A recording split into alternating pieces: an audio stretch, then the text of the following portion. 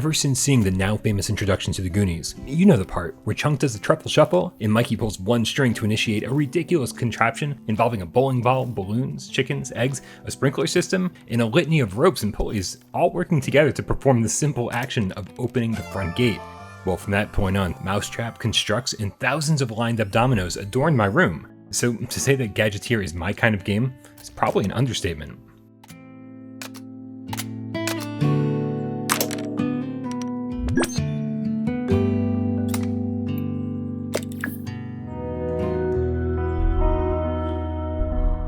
Gadgeteer puts you in a room with 60 puzzles, and as different as the solutions are, each one plays out exactly the same. Pressing the big green button will initiate a push to start the chain reaction, and the goal is to make something, anything, press the button at the end. Initially, this is as simple as lining up a row of dominoes, but soon the puzzles start integrating more and more pieces for you to use: ball bearings, levers, catapults, and more. The first 20 or so puzzle solutions are fairly obvious, but eventually you'll hit a point where nothing is obvious, and you'll stare blankly at the wall and have literally no idea how to even start. When this happens, the best thing you can do is take a look at the components you have available for the specific puzzle, the quantity you have of each, and just start experimenting.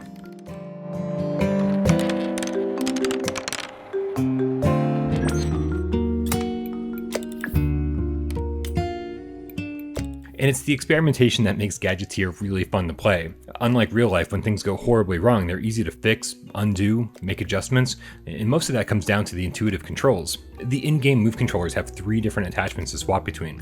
One for grabbing, one for cloning, and one for sucking up unused pieces. And very frequently, I found myself needing to get up close and personal with the game world. And while the locomotion controls aren't what you're used to, they're actually perfect for this type of game. You simply grab the world and push and pull yourself around to change your height and position. And all the while, you get this relaxing, ever-evolving acoustic guitar track playing in the background.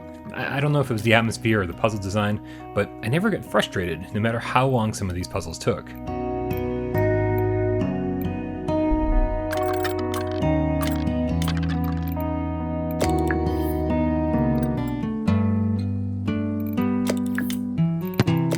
Once you're done with all the puzzles, there's still a lot more to do. The Maker mode unlocks the entire play space and allows you to create gigantic machines using any pieces that you want, then upload them to share with the world.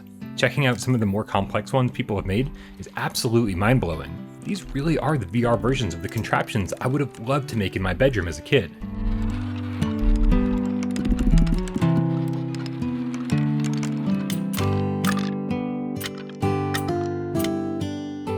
I do have a few minor gripes, and some are more important than others.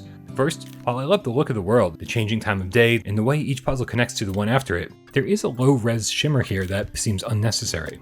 It's nothing major, and you'll barely notice while you're solving puzzles or building your own machines.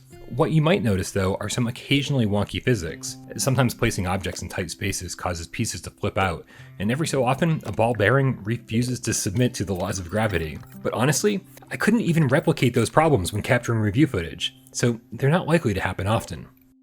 The one thing I do wish was included was a way to rotate objects in your hand with the press of a button, because as it is now, you'll be doing a lot of this.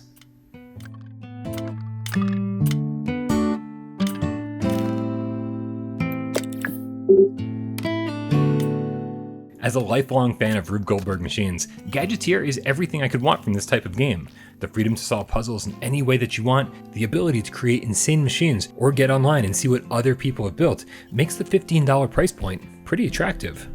If you're like me, it'll take upwards of 7 or 8 hours to beat all 60 puzzles, but the amount of time you could spend in creative mode is limitless.